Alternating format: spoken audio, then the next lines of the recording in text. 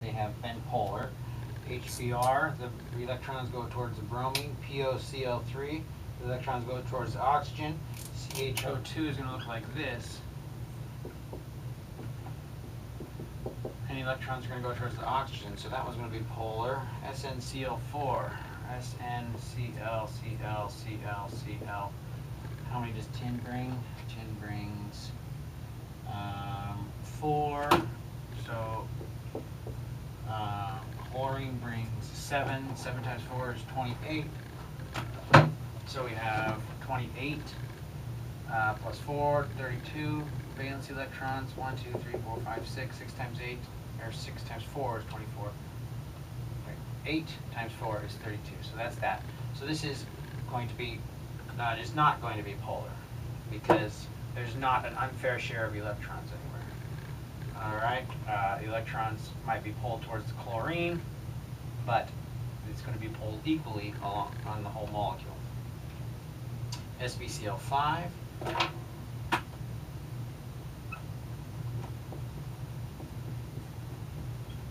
Same thing. Chlorine pulls the electrons away from the antimony, but it pulls it evenly all over the place. So this bond might be considered polar, but this molecule is not going to be considered polar. All right, so that was 1080H, 1090.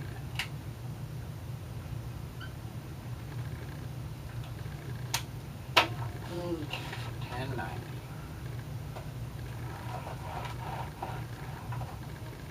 Which of the following molecules and ions would be expected to have a net dipole moment? Net dipole moment. So, what is that? ClNO. There we have Cln, and I'm not sure what's the central atom in ClNO is.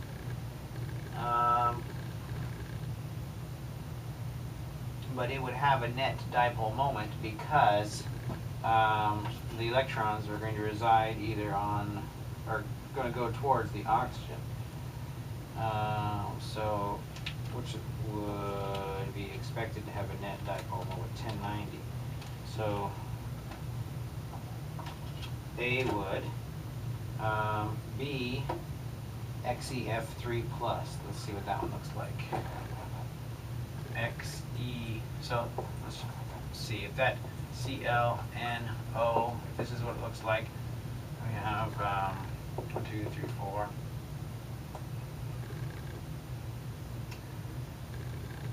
Let's see how many. Chlorine brings 7, oxygen brings 6, nitrogen brings 5. So it's 12, it's 18. 1, 2, 3, 4, 5, 6, 7, 8, 9, 10, 11, 12, 13, 14, 15, 16, 17, 18. So chlorine needs to bring some of its electrons over here. Oxygen wants to bring some of its electrons in. 1, 2, 3, 4, 5, 6, 7, 8, 9, 10. 1, 2, 3, 4, 5, 6. 1, 2, 3, 4, 5, 6. 1, 2, 3, 4, 5, 6. So if nitrogen could bring in its like that. 1, 2, 3, 4, 5, 6, 7. 1, 2, 3, 4, 5. 1, 2, 3, 4, 5, 6. So there's no formal charges on this, and the net electron dipole is going to be towards this oxygen over here. Okay. 1090. Xef3+. Xe brings 8. F3. 7 times 3, 21, and a plus charge. So there's 28 electrons altogether. Xe. F, and 28 electrons. 1, 2, 3, 4, 5, 6. Well, each one of these is going to have 8 around it. 8 times 3 is 24. 25, 26, 27, 28. So the lone pairs then are going to be taking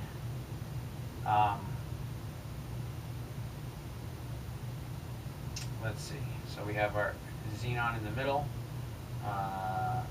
Lone pair is going to be up here. Lone pair is going to be down there. And the fluorines. No, that's not what's going to be happening. What's going to be happening is the lone pairs are going to be axial because they're going to find more space there. Axial, axial. And then you have fluorines like this. So you have 3 fluorines, correct? Let's make sure. Xef plus 1090. Make sure we got that right. Yeah. So this is going to be a polar molecule as well, because all the electron density is on one side, and this is not a symmetric shaped molecule, not a symmetric molecule. SeBr4.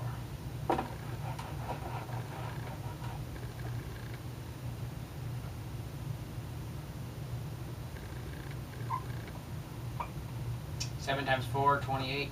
Selenium. 6.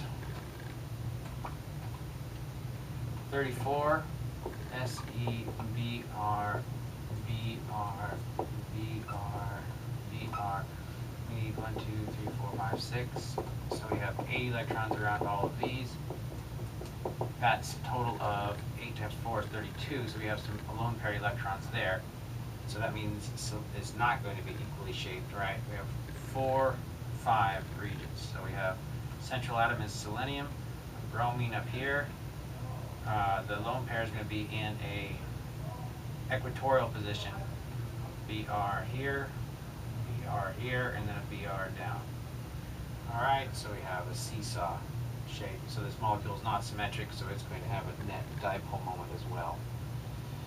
All right, NO, it is going to be polar because oxygen is going to be pulling electrons, so we don't have to draw that one, we know. NO2, let's draw that one now. NO, 5 plus 12, 17 electrons. NO2, so that's 12, 13, 14, 15, yeah, 12 plus 5, so there's 17 electrons. So this is not a regular kind of molecule, it's called a radical molecule. Nitrogen, 1, 2, 3, 4, 5, 6, 7, 8 electrons up here now, 9, 10, 11, 12, 13, 14, 15, 16, and we have an extra electron. So we're waiting for that extra electron, try to clean this up best we can first. So first of all, we need some electrons here so that oxygen can have that 1, 2, 3, 4, 5, minus charge here. But we're going to have an extra electron there, so it's not going to be a minus charge, it's just going to have what's called a radical here. So well, we have a minus formal charge there, 1, 2, 3, 4, 5, and then we have a plus 1 formal charge there. So this is called a radical. All right, where you have a neutral molecule, but you have 1 free electron. Okay, and this is going to be an uneven share of electrons. You can see that nitrogen, oxygen here, well, you have different electron densities. Oh, and you have the shape, right? Nitrogen, here's your lone pair of electrons, 1 oxygen's coming off here, 1 oxygen's coming off there. So it's not symmetrical, so it's going to have a net dipole moment as well. 1092. Explain why Sf6 is nonpolar, but Sf5 is polar. 1092. Sf6.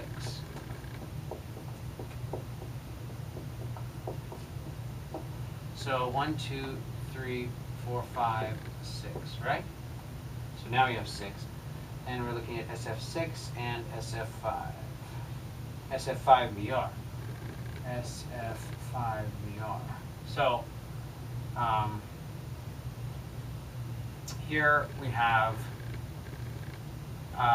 everybody pulling equally from the sulfur, right? The fluorines are all pulling equally from the sulfur, but the same shape where we replace one of these with Br, everybody is not going to be pulling equally. Bromine is not going to have as much electron density on it as the fluorines will. So that is why you have 1 polar molecule and 1 nonpolar molecule.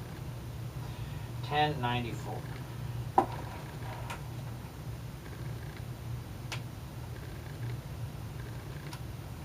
Hydrogen selenide is one of nature's more foul-smelling substances, H2SE. Molecules have bond angles close to 90 degrees. How would valence bond theory explain the bonding in H2SE? Use sketches of orbitals to show. So selenium has an electron configuration of, has its 3p4. 3p4. So here's the p orbitals, one of them, second one, third one, right? And 3p4, there's one electron here, one electron here, one electron here, and then a fourth electron in this orbital. So this orbital is filled up, so it can't be filled. And if you think of hydrogens coming in like this, H2Se, then that is why you would rationalize that there's a 90-degree angle here based on valence bond theory. Okay? And that is the angle for there. So valence bond theory explains well that molecule, but it doesn't explain other molecules, which we'll get into here. Use orbital diagram to explain why the beryllium chloride molecule is formed.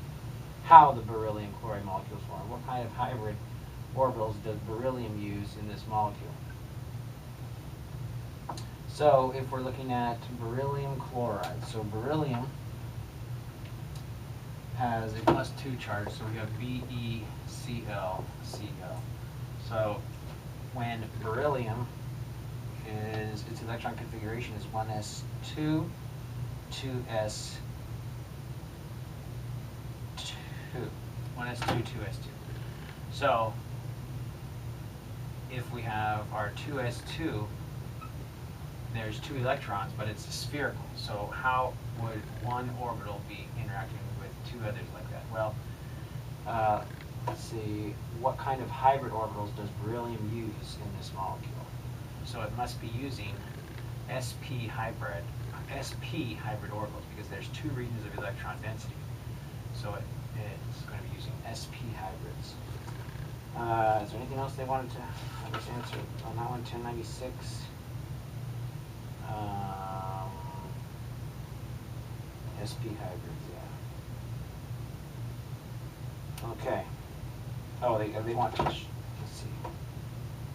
Oh yeah, so we're supposed to use an orbital diagram to explain what's going on there. So in an orbital diagram, we have the 2s filled, and there's the 2p out here that's not filled, right, for beryllium.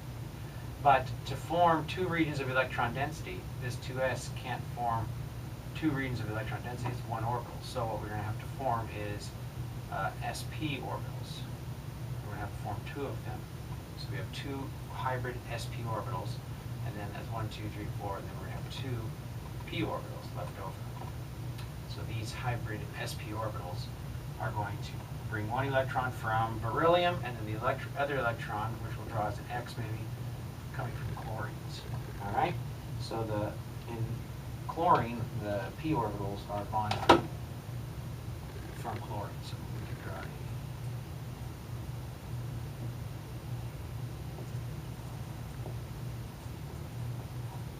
All right.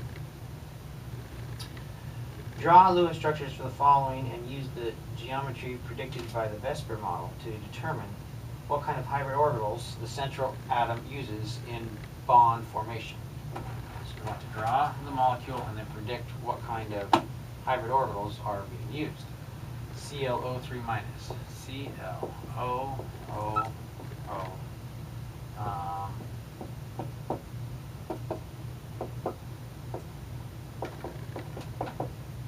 Alright. 1, 2, 3, 4, 5. Let's see. Chlorine brings 7. Oxygen, 6 times 3, 18. 18. Oh, there's a minus charge too. Minus is addition of a 1. So 7, 8, 26. 1, 2, 3, 4, 5, 6, 7, 8, 9, 10, 11, 12, 13, 14, 15, 16, 17, 18, 19, 20, 22, 23, 24, 25, 26. 1, 2, 3, 4, 5, 6, 7. 1, 2, 3, 4, 5, 6, 7. All right, so this is our structure here, and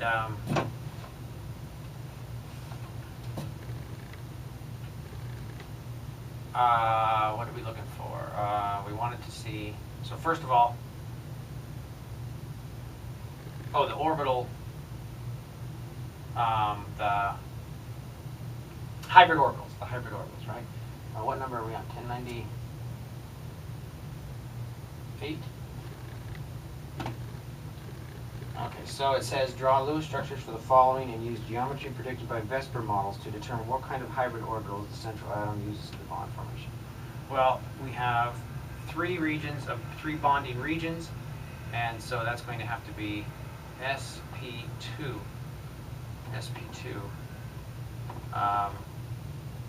orbitals, right? because we need 3 altogether, so there's 1 s coming in and then 2 p's coming in to form 3 different orbitals. So make sure we're not missing anything that we need to want us to include. 1098. Yeah, that's it. Just sp3 is what. What did they say? sp3?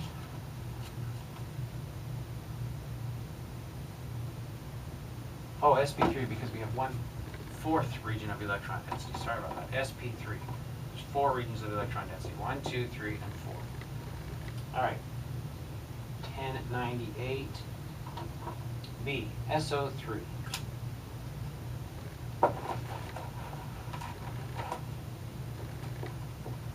Alright, so 6 times 4, 24 electrons.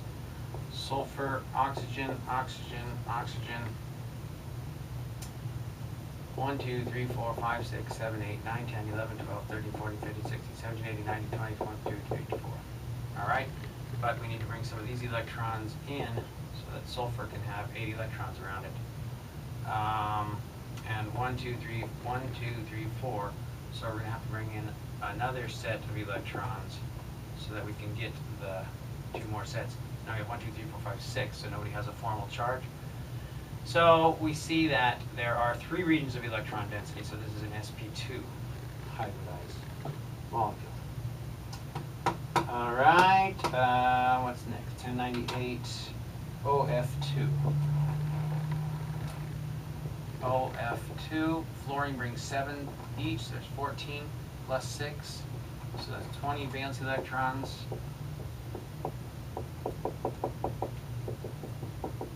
Eight times 2, that's 16, 17, 18, 19, 20. So we have sp3, 1, 2, 3, 4 different regions. And S is 1 and P is 3, so there's 4 different regions, so this is sp3 hybridized. 1098, 1098, and that's it. 10100.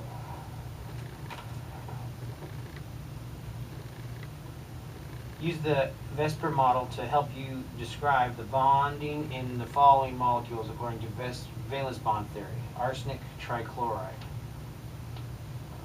Arsenic brings in 5.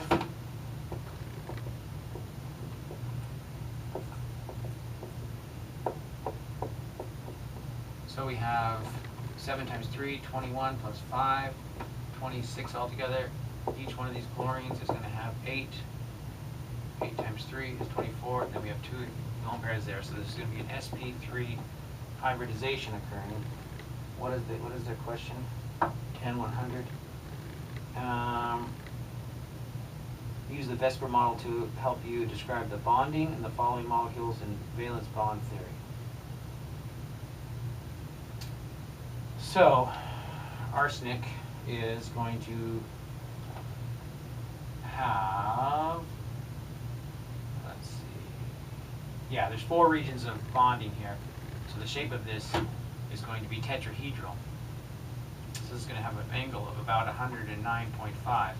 So that identifies that we must be using sp3 hybrid orbitals. All right, so let's double check that one on the back there, 1098, 10100.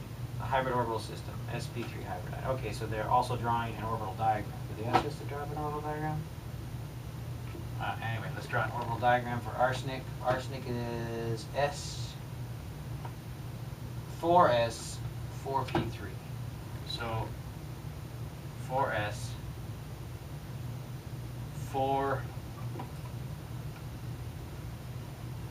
4p, and there's 3 electrons in that p orbital.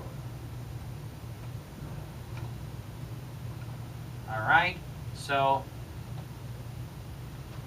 we have 3 regions that can bond, but they're not in p orbitals. So what we're getting is we're getting our s and our p orbitals to form sp3 or 3s, yeah, sp3 orbitals. So we have 1, 2, 3, 4 sp3 orbitals. Okay, and in the sp3 orbitals we have a total of 1, 2, 3, and 1 s orbital. So we're having 1, 2, 3, and 1 from our s orbital, and then we have a leftover sp3, S, 1, 2, 3, so yeah, that's it. So 1, 2, 3, 4, 5, 1, 2, 3, 4, 5, and then we have bringing in electrons from the chlorines in these 3 of these sp3 orbitals. So this represents our lone pair electrons there. 10-100b, chlorine trifluoride.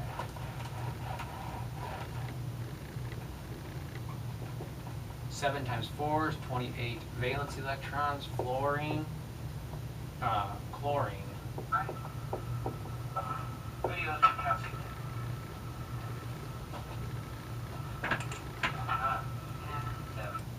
Okay. So we have fluorine, 28. 8 times 3 is 24, 25, 26, 27, 28. So we have 1, 2, 3, 4, 5 regions, so that's going to be sp3d hybridization. And the question, they added a little more information. Use orbital diagrams. Oh, that's use orbital diagrams for the central atom to show how hybridization occurs. All right, so chlorine has S3s 3p5. So we have, here's our 3s, here's our 3p. We start off with 1, 2, 3, 4, 5, 6, 7 valence electrons. 1, 2, 3, 4, 5. And now we're going to form, we also have these, let's see. Yeah, we also have 3d orbitals. They're not filled yet, but we do have 3d orbitals here. 1, 2, 3, 4, 5. And we're going to need one to use one of those to form sp3d. That's 1, 2, 3, 4, 5. 1, 2, 3, 4, 5 sp3d hybrids. And we're going to have 1, 2, 3, 4, 5, 6, 7 electrons in there. 1, 2, 3, 4, 5, 6, 7 electrons in there. There's our 2 lone pairs. And we're going to have 3 different regions where the fluorine can bind. Okay. Oh, I hurt my foot, I hurt my ankle. So I'm hobbling around. 102. 102. Use the orbital diagrams to show that the binding of Sf6- involves the formation of a coordinate covalent bond. So Sbf2, 3, 4, 5, 6, and then a minus. So 7 times 5 is 35, plus 5 is 40. Wait, Sb. Is that right? 102. Sbf6. Sb brings in 5. Sbf6. 6 times 5, or 6 times 7, sorry. 6 times 7 is 42, plus 5, 47, plus our 1 electron for the negative. So 47, 48. So we have 48 electrons altogether. And each one of these is going to have 8. 8 times 1, 2, 3, 4, 5, 6, 6 of this, 48. So that's the final molecule. And we're going to use the orbital diagrams to show that the bonding in Sbf6 involves the formation of a coordinate covalent bond. So we have Sb, antimony. Its orbital diagram is 5s2, 5p3. So we have 5s, 2 electrons, 5p, 3 electrons, right? And we have 1, 2, 3, 4, 5, 6 regions of bonding, so we're going to have to form a sp3, that's 4d2. And we have 6 of them. 1, 2, 3, 4, 5, 6. But we only bring in 1, 2, 3, 4, 5. 1, 2, 3, 4, 5. So we see that the fluorines have to donate 1, 2, 3, 4, 5, and then 2 electrons here. So that's evidence of a coordinate covalent bond. Again, a coordinate covalent bond is where one of the partners brings both electrons in a bonding orbital.